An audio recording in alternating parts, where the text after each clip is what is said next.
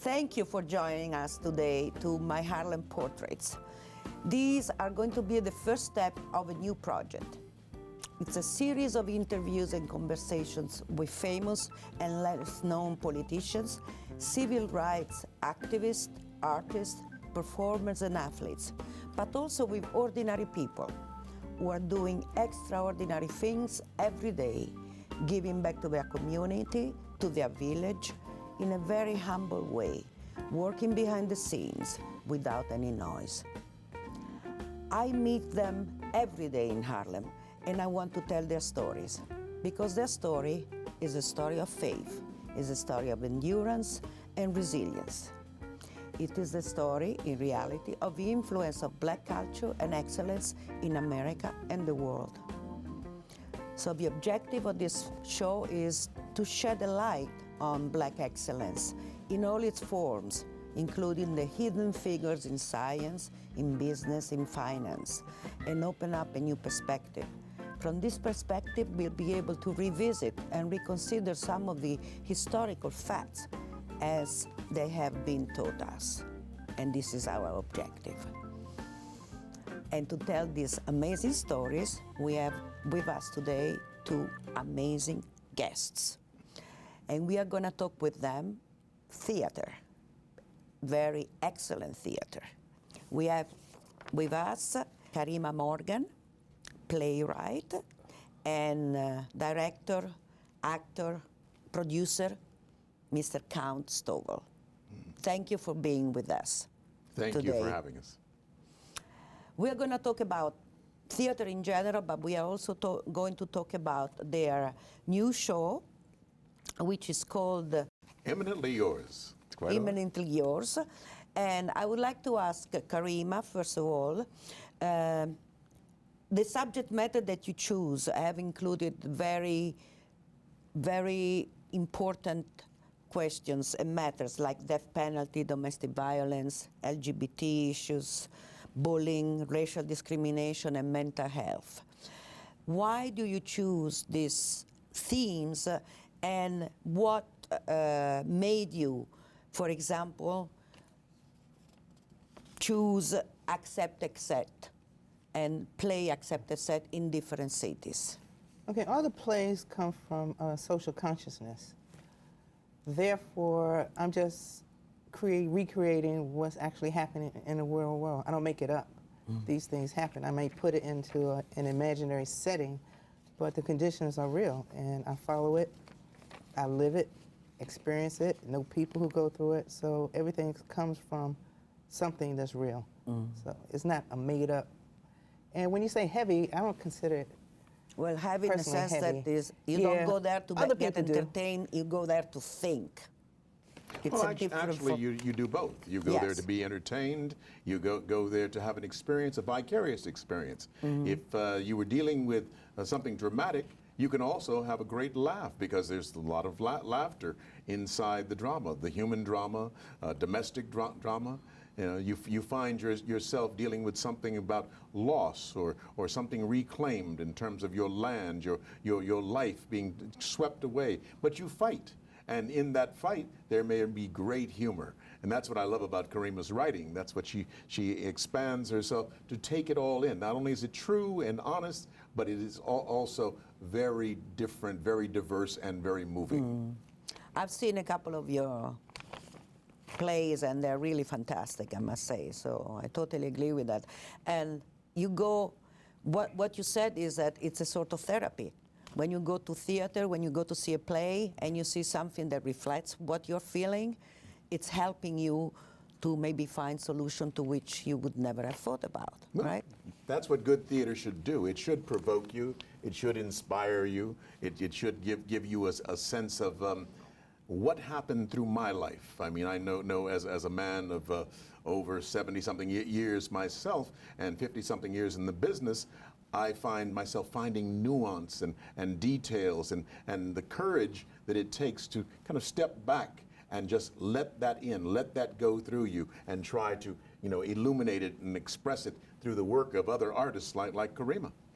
Now that you mentioned that you have been 50 years in the business, tell me the most important moments and maybe those less interesting for you of your 50 years in the business, and the plays that you did on Broadway. You work on TV, you worked on Broadway, you worked in films. You've done a lot of very important things. Tell us a little bit about that. I started in the 1960s, late 1960s, after my military service and my education at Merritt College and UC Berkeley and the American Conservatory Theater, and I started learning to direct and learning to act, and this took me throughout the Bay Area with the San Francisco Shakespeare Company, the Bay Area Black Players, and eventually I took off with a Pulitzer Prize winning play called No Place to Be Somebody by Charles Gordon in 1970, and went on tour with it and moved to New York. And so in the 70s you moved to New York? In 1970, actually, the very beginning of the 70s. Yes. And with that, it just totally opened my world. And then with directing, I studied under Hal Scott, the late Hal Scott, Broadway director, brilliant actor himself. And that's what sort of made me say I must get behind the camera and in front of the camera. So I've done a little on television. I've done independent films, and found myself, with that excitement, that antagonism that says you've got to do more. And I've done about 6 Broadway plays, plays like Cat on a Hot Tin Roof, and Driving Miss Daisy, and Streetcar Named Desire, Philadelphia Story, Innocent Black with Melba Moore, and Philadelphia Story everywhere, with Blythe Danner and Frank Converse, under Helene Head was my mentor as a production stage manager. I started out, I did stage managing work. She was very tough, and Ellis Rabb was the director of Philadelphia Story, the late Ellis Rabb, brilliant man, brilliant actor, brilliant director. These stories are fantastic, and we need to tell them. That's why we are doing this. Karimah, you are from D.C. area, right? Oh, and you, Washington, D.C., not the area. I'm from D.C. Washington, D.C., sorry. Chocolate City. Well, now it's chocolate with a swirl of chocolate. A swirl of chocolate. And you moved to New York when? 1983. 83, and that's when you started to work with the Negro Ensemble Company. Negro Ensemble Company. Tell us about your experience as you started there. Well, I didn't know anyone in New York, so I wrote to a lot of the black theaters that I knew, and I ended up at Negro Ensemble Company. And I was in the playwriting unit. And while there, I had 2 readings with their, I guess, the actors unit. So. What was your first play that you got done of yours there? Oh, good question. I have no idea. That was in 1983. I know Sam Jackson was in it. Epatha was in it.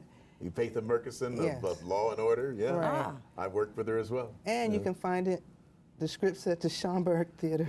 Really? And was it, what's the name? What's the title? I have no idea. What do you mean you have no idea? Affinity, is that the one? No, that wasn't. No, that's not the one. Okay. I remember that. That was 1986. Yeah. So this was much before. Yes. But anyway, one of the latest is the one we were talking about before, Accept, Accept. And it has a characteristic, this series of play, because it's not just one play, it's a series of play. Correct. What's the characteristic of this? Accept is pretty much geared toward juvenile crime prevention. Even though it's not necessarily just for juveniles, because it takes adults to take action to change laws. So it's geared to try to keep juveniles out of jail. And there are different versions. It's the male version, the female version, and the LGBT version. And from the versions so far, for the males, I have a Philadelphia version, a Boston version, a Winston-Salem version, and a California version. So it means that you adapted the plays to the urban scenery in which it was going to be played? Correct. Because each of the plays have a person from today and a person from yesterday. So slavery was different in each state. for instance, in Winston-Salem, the slaves weren't owned by the church owned the slaves, and people had to sort of rent the slaves out. I never heard of that before. And even in Texas, people in Dallas and people in Houston, they ran in different directions. So each state was different. And in, I believe, Philadelphia, where I think they were supposedly the first state to free the slaves. However, when they freed the slaves, if you were already a slave, you were never freed. And if you weren't born until after they put in law, you still had to serve a certain amount of time. So they weren't exactly free. So you went from the Emancipation Proclamation to that situation for about 70 years when you were picked up off the street at some point, and you were became a slave for about 8 years. I mean, that's ostensibly what Joe Turner's Come and Gone has at its core by August Wilson. You know, the individual being taken into custody, and if he didn't cooperate, he could be killed. And what people don't understand, they understand the Emancipation Proclamation. And this was after the Emancipation Act? This is after. This is like, you had for 70 years, you had people, not only sharecropping, but you had Jim Crow, and you had free labor, and it was back and forth. The idea of northern corporations needing free labor, because you couldn't just drop all of that free labor that started in 1619 and then just disappear. Economically, all the 5 or 6 different picking states, had to survive and prosper, and on that free labor, you certainly depended. And people think, well, what's the big deal? That was a long time ago. Not really. Not really. I mean, you still had a civil rights law passed in the 1960s. How long was that? That's really, for a European, it's really... Yesterday. Exactly. It's the other day. So we come to why we talk about this. I think this is the right moment to talk about your play, because the new play has a lot to do with the... of ownership. Land, exactly, and how this ownership has been limited and sometimes violated. That's right. So tell me about the play. Well, why did you write that? What made you think about it? Was it some situation that you lived through or that you read and so on? No, the idea came from real life. There's been a lot of gentrification going on, a lot of land grabs. When I was living in Maryland, I know a lot of people were displaced because they wanted to build a freeway, so everyone had to leave. They had no choice. So I guess this play germinated from that. Yes. But the idea of seeing people's land taken from them, people who owned land as far back as the 19th century, some of that land has been confiscated because it was viable land, and then they decided that value, you will either sell it to us or we will take it under the edict of eminent domain. Yes. And hence this property that we're setting it in Virginia. Is that where the original story took place, in Virginia? Oh, what original story? No. You were talking about people who had owned land and lost it. Right, that was, I found out after I had written the play. And that was Virginia. The play takes place, it could take place anywhere in the Bible Belt, because it was all the same. They were given land, they started losing land, people started leaving, it was hard to locate them, and you talk about hereditary ownership, you had to trace the people down, and everyone wanted to go to the cities. No one wanted to live in the mountains or in the rural areas, so they start selling off the property. And that's where our trio of seniors come in. Two of our characters are in their 80s, and one character is in her 90s. Wow. And so they're still on that land that went all the way back. How many generations? It did go back to the 1870s, did it? Yes, when they were freed. Right. When the slaves were freed. The 40 acres and a mule, they were given. Which they never got. Well, some did. Some did. Some did. Right. And then some reduced it to... Very few. That's what I was been told. And some reduced it to 10 acres, some reduced it to 5, but yeah, My characters received their. Your characters received They it. received that land. Okay, but so Yes. now we are getting to the point. So then when the your government comes characters in. received the famous 40 acres and the mule. Well, they didn't get the mule. They didn't get the No mule. mule. No mule. On the mountain, Yes. by the lake. No, okay. We don't. There is no lake, as far as you know, number one. You're right. All right, They received property that wasn't developed. all right. So over the years, they developed the land themselves. Oh, okay, so there wasn't a lake, but in the end there is. When we see the play, they have these beautiful homes. But what you're doing is you're giving away a lot of the plot line that comes to the audience unbeknownst to them. What you see in the very beginning All right. is you see very small, what somebody might call a shack, and they call their houses. And unbeknownst to you, there is more to it. And so the secret of the play and the plot, which is very delicious, it starts to, like an onion or like an artichoke, peel away layers of it. And little by little, you start to discover these people are not what they seem to be. They're smarter and they have more going for them. And the government didn't know anything about this, but he sent a representative in, instead of going around like he was just put into office and shaking hands with all of the people that have voted for him or in his state. He sent his representative, and that's sort of where the play starts. And where we go with it, you don't know unless you attend the play. The play opens on June 19th at Theater 880 on East 8th Street, on St. Mark Street, between 1st and 2nd. And it's a very exciting drama because you don't know what this journey is what's going to happen to the older people, what's going to happen to the daughter of one of the older people who couldn't make it up that year to the land. And she's a lawyer, and then she brings her daughter along. What's going to happen to them? How are they going to interact? And so we'd better leave you with the question marks than answer your questions and tell you, the giveaway of the secrets of the play. Thank you and for the stopping plot. me on time because I was going to reveal everything here. No. They sent me the synopsis Well, and I was you're so kind. You're Let's so generous. talk about this. But we put a stop to that, didn't we?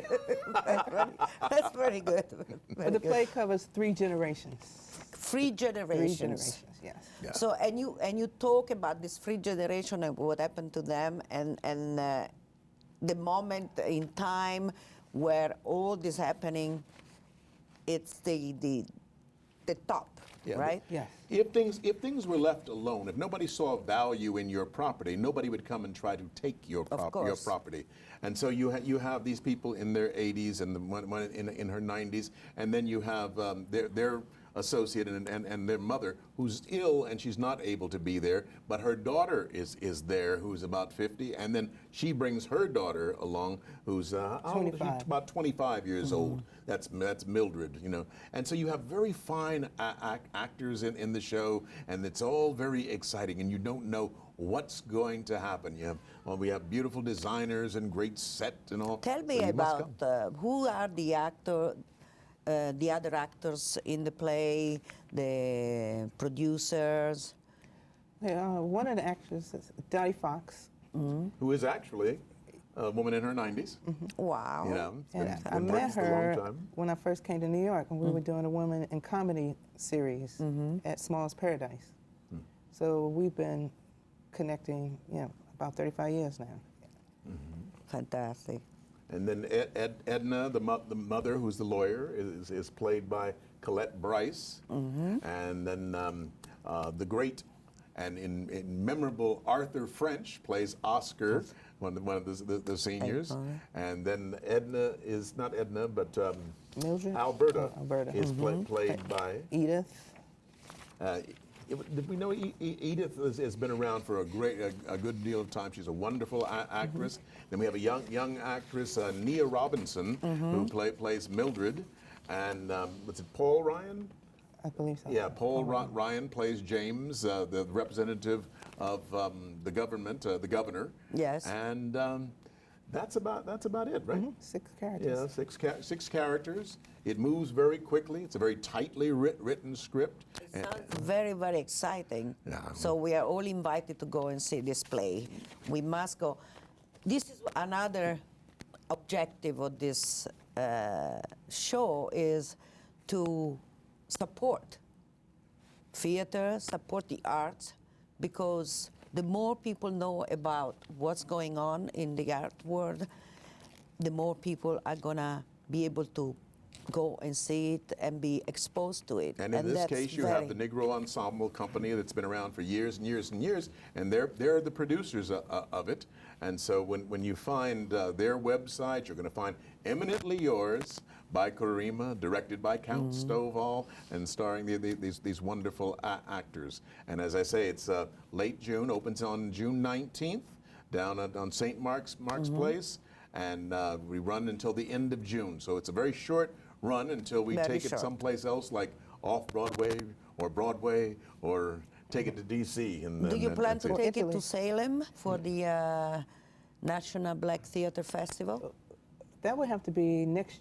The next festival, yes, so it would be be the 2021. 2021. Right. Okay. So every odd year, we're talking about Winston-Salem, the National Black Theater Festival has for an entire week. You have and it's about, fantastic. That's where I saw you for the first time. Yes. That's where I was lucky enough to meet you. Yeah. And then we thank you for all that you've given back and forth to culture and making this happen. I'll try to be there this year also, because I would like to talk about all the good places are going to be there. So that's going to be very interesting. This is our Italian with a camera. Yes. The play opens on June 19th, the date that you chose for a reason, a specific reason. What is June 19th? June 19th is African American Independence Day. It generated from when the slaves were freed in Texas. See, unfortunately, what happened when the Emancipation Proclamation was written, they didn't have mass communication like we have today. So it wasn't sent all over the country. So little by little, it got to other southern states and other states with slavery, little by little. And this Juneteenth day, we call it Juneteenth because this is when it arrived in Texas, and people started to celebrate their emancipation. But it had actually been given sometime before, and yet it hadn't gotten to Texas yet. So now this is the time when African Americans celebrate their complete independence, because by Juneteenth, the word had spread all across the nation. Fantastic. So you choose a date to start your play, which will play until the end of June. Yes. Yes. And thank you for coming here. Thank you for writing this play. Thank you for writing a lot of very interesting plays. And I know that you also write poems. So it's very interesting what you're doing. Thank you for that. And Count Stoval, thank you for being with us, for giving your time to this little show that will try to grow and have the voice that can project on the other side of the ocean and show to everybody how important literature, theater, and so on are in Black culture, because it's not known enough and we need to know more. That's what happened to me when I first arrived in Harlem. I was so embraced by people. I was so welcome that I felt home, and they helped me to get to know better Black culture and to get to know the variety and the incredible richness that we are missing, not knowing. And that's why we're doing that's this. exactly what the brilliance of a show like yours does. It's not a little show to us or anybody else, because the word goes forth.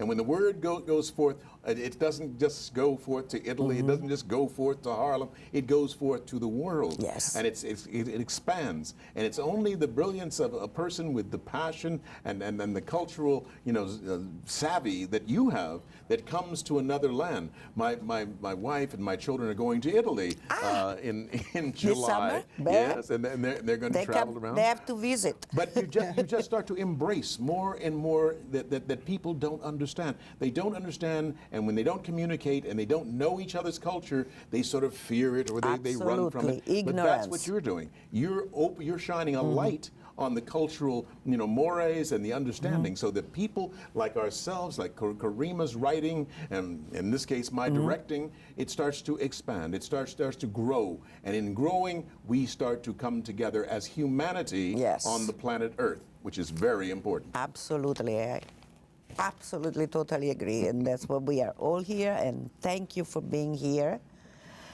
Thank you for having us. We love this. We love doing this. We thank all the people who are watching us.